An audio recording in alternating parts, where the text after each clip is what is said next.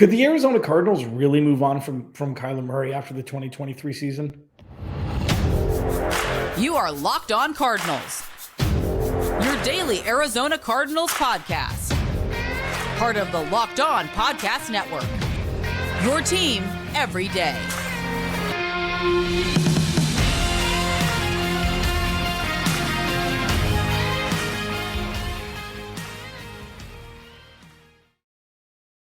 Welcome in, Locked On Cardinals. Alex Clancy here. Follow me on Twitter at Clancy's Corner. Follow the podcast at Locked On AZ Cards. Thank you for making Locked On Cardinals your first listen each and every day, free and available on all platforms. Bleacher Report put out a couple articles that I need to discuss. One of which is surrounding the Arizona Cardinals defense and their ranking as it pertains to the rest of the NFL. We'll discuss that in the second segment, or the third segment. And, you know, the first,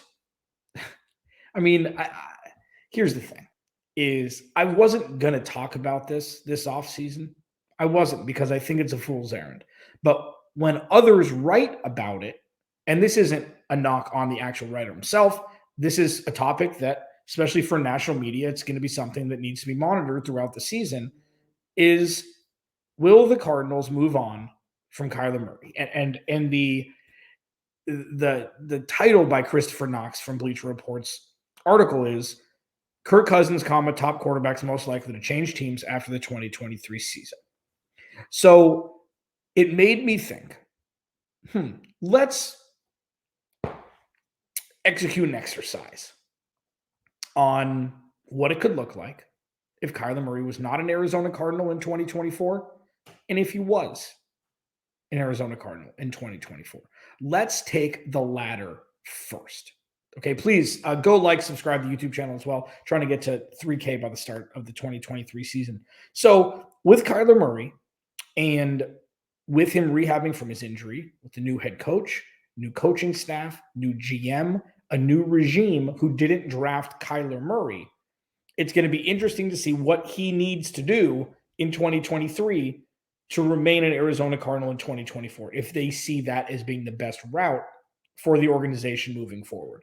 So if Kyler Murray is the quarterback in 2024, which I very well think he would be, it will be. Let me just put that out there. Okay, this is an exercise to just open up both sides of this conversation to kind of discuss what would have had to have happened in 2023 for Kyler Murray to be retained and for them to try and move off from Kyler Murray, and what it would look like with both of those outcomes.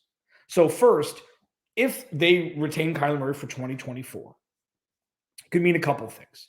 One, Kyler Murray comes back in week 6 and they win a bunch of games.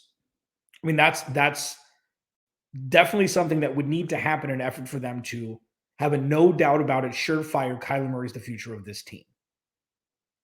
And also, even if he comes back in week 8 or week 9, he just looks like a star.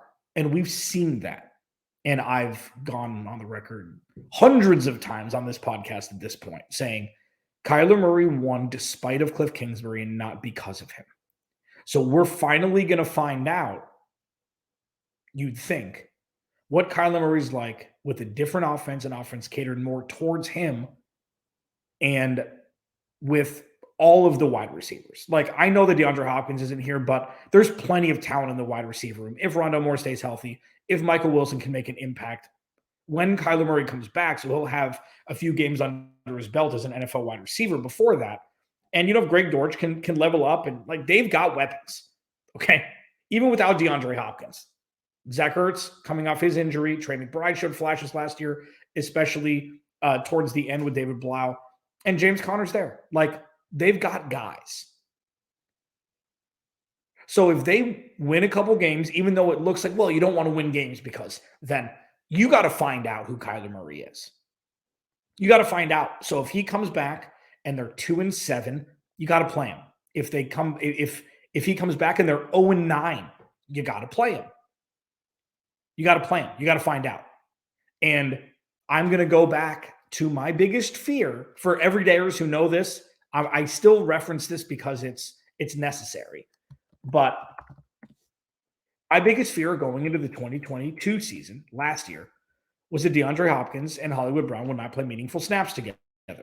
Hollywood Brown balls out in the first 6 weeks. DeAndre Hopkins comes back off a suspension. Hollywood Brown gets hurt in week 6 on one of the last plays of the game that was already decided, and then that was it. You never saw them on the field during meaningful games and meaningful snaps, with Kyler Murray tearing his ACL, which abridged the 2022 season for the Cardinals pertaining to relevancy and competitiveness, as it is directly correlated to playoffs and winning. Obviously, other players are always competitive, but that's what we saw. So now we're looking at the 2023 season, kind of the same. It's kind of the same situation where Kyler Murray is not going to play a full season. He may only play 5 or 7 games. We have no idea. Anybody that says they know, they don't.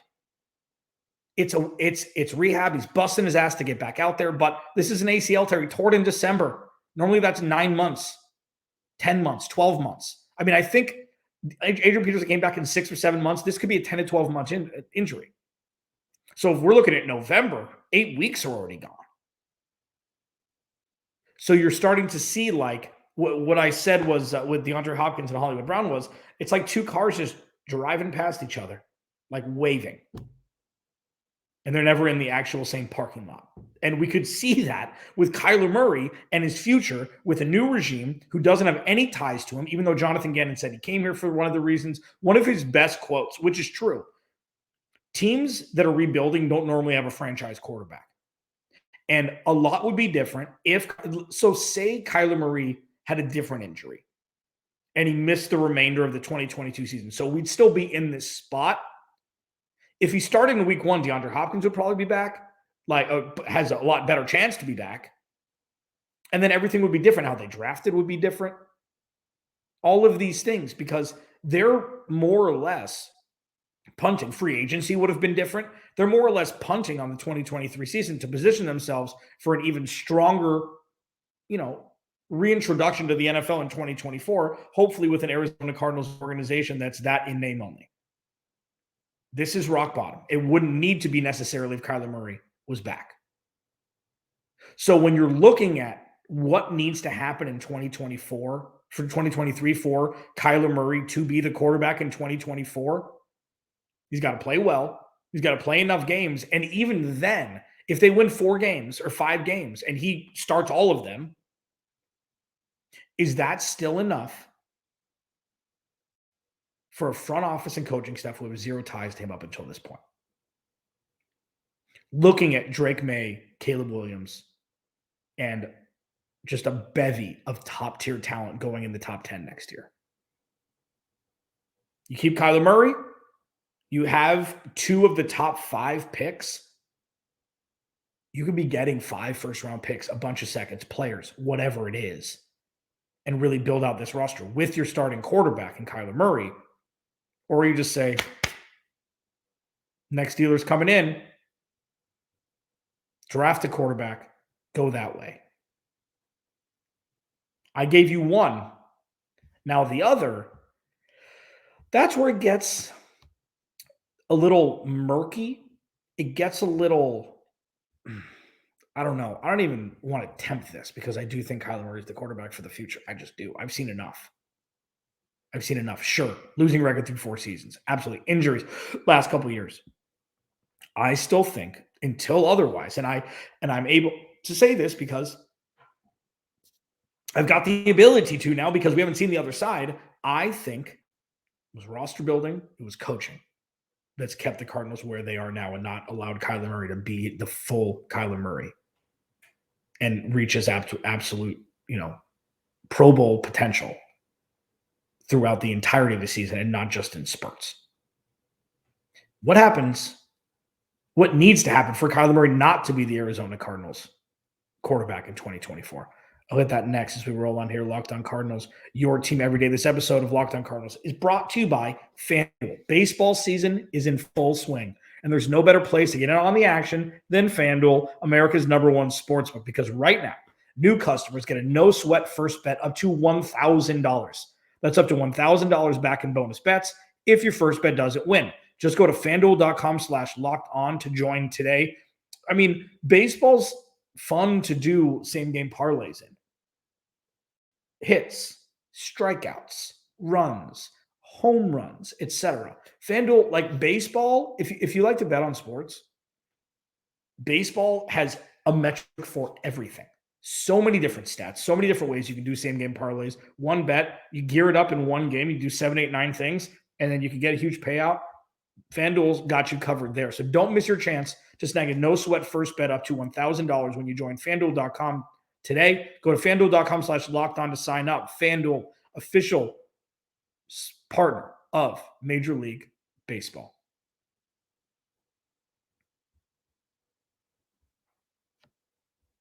Locked On Cardinals, your team every day. Alex Clancy here. Follow me on Twitter, Clancy's Corner. Please go like and subscribe to the YouTube channel as well. Thank you for making Locked On Cardinals your first listen each and every day. Free wherever you get your podcast and on the aforementioned YouTube. What happens if Kyler Murray is not the quarterback to start 2024? What would had to have happened, nailed it, in 2023 to make that the case? This is where it gets a little murkier, as I mentioned before the break. This is where it gets a little weirder because this is the up for interpretation portion of the podcast.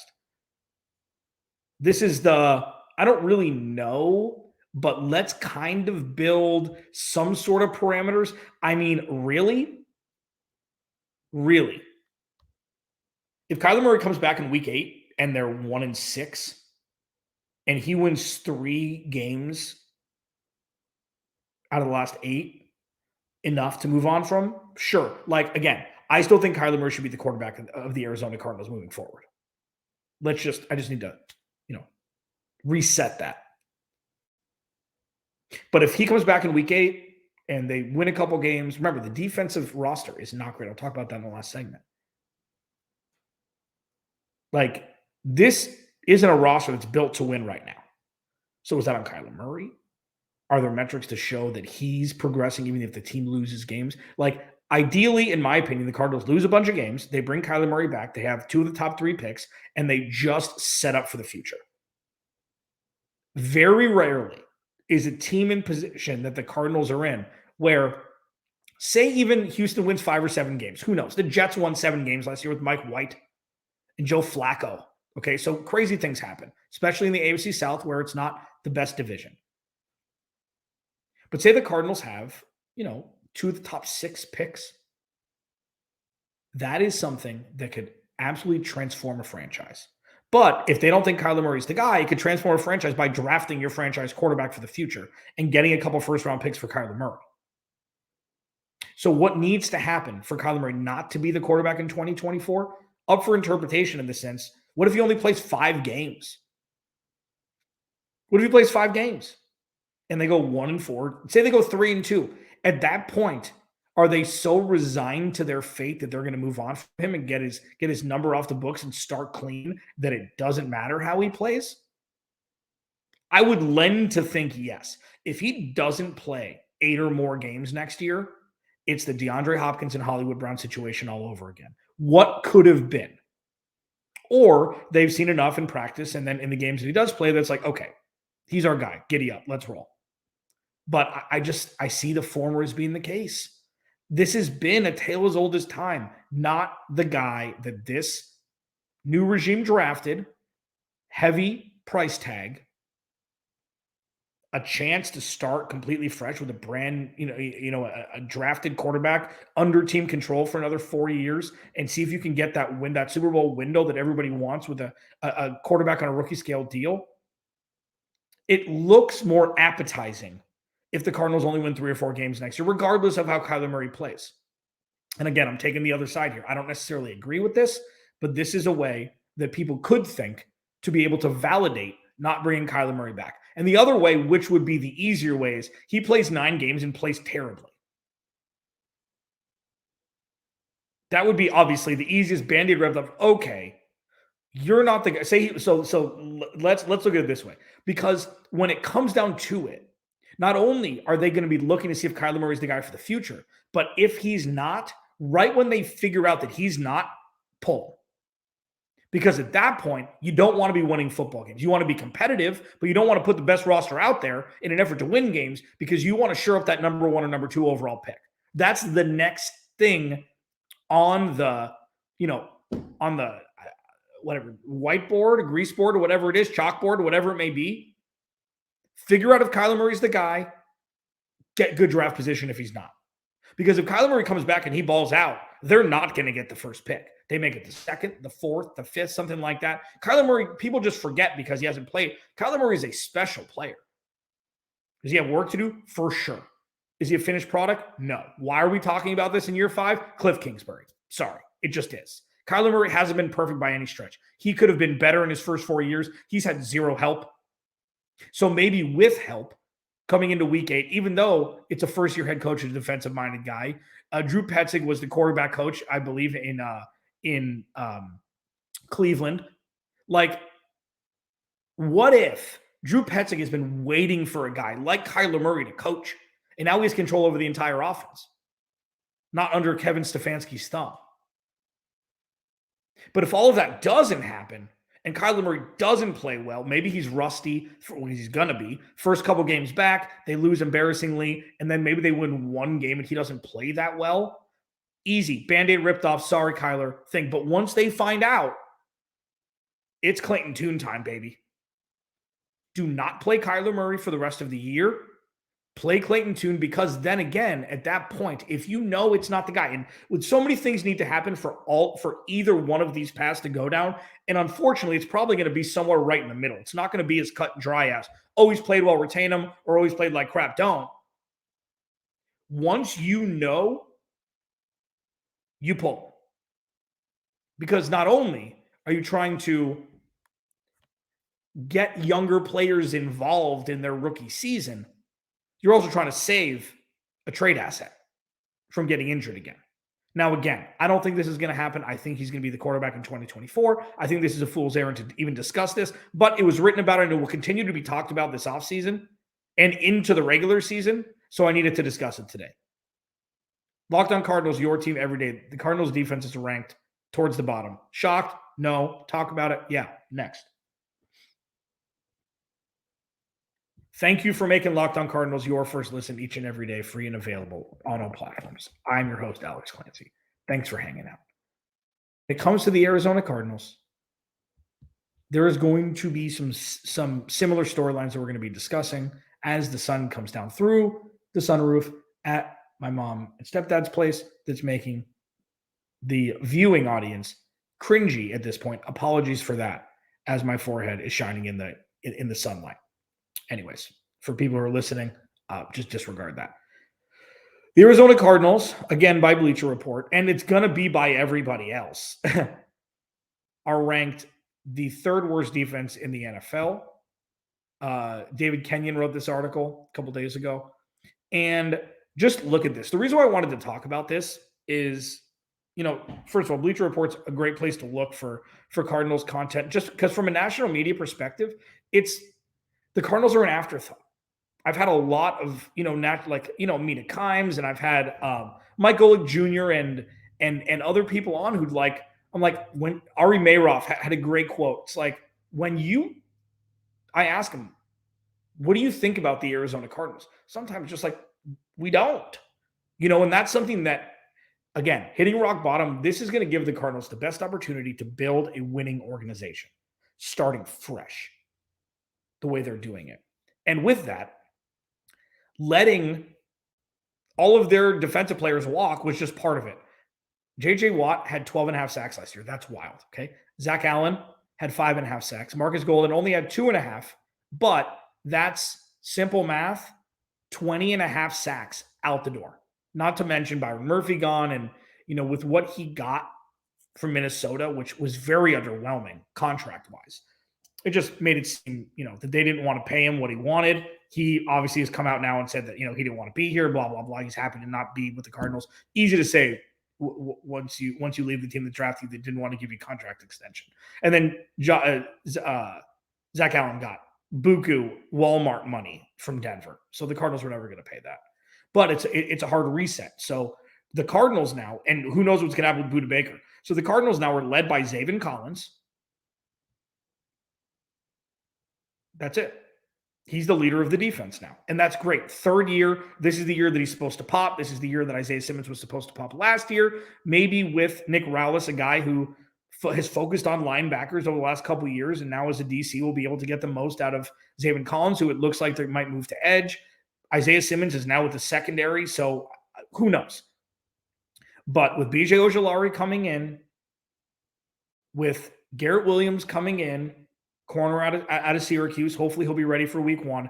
We're going to be looking at the future of this team on the defense, hopefully, if everything works out. Because you have, Zaven Collins is a veteran as of now. They brought in Kazir White to play off ball. And at least he knows Nick Rallis and Jonathan Gannon's schemes, even though the scheme changes, depending on the offense that they play against. But all in all, the Cardinals defense is going to be ranked poorly all the way through the offseason. And you know what? That's great. There is zero pressure for this defense to come out and, hold opposing offenses to 17 points a game for the Cardinals to win. This is the feeling out stage. This is the fun stuff. This is where you get to watch young players grow up in a zero pressure atmosphere, just because they weren't drafted to be impact players right away, or the roster wasn't built that way. Like Marco Wilson getting drafted in the 4th round a couple of years ago. Here you go, bud. Starting week 1. Go ahead. Go get him. It's not fair. It's not fair. And Steve Keim just wasn't able to build rosters properly. So when it looks like this, yes, they're out there to go make an impact right away, BJ Ojulari and Garrett Williams specifically, but there is no pressure on them to hold teams to under 20 points. This defense isn't going to be great right away. Maybe it will. And with, the measurables of BJ Ojulari and Garrett Williams specifically, this could be the building blocks of a CB1 and an do everything on defense guy for the future for the next 5, 7, 8 years. And they're going to get plenty of time, plenty of run. There's going to be mistakes. The game's going to be fast for them early on. But with the defense specifically, this is going to be so fun to watch these young men grow. It's going to be moral victories. It's going to be culture shift. It's going to be foundation strengthening. I say those buzzwords over and over and over again, and I'm not going to stop because that's what is most important in 2023, not win-loss. There's no way that the win-loss record will reflect directly on how much these young men grow. And that's what our eyes will see, because those things are immeasurable outside of sack numbers, tackle for loss, pressures, interceptions, whatever it is. Watching them grow throughout the year is going to be so much fun, and see the game slow down for them. And you'll be watching, guys, playing with the Cardinals, hopefully for 5, 7, 8 years, as you see this culture and infrastructure shift out of dysfunctionality into a functional, well-run, hopefully winning organization for years to come. Alex Clancy, Locked On Cardinals. I will talk to you tomorrow.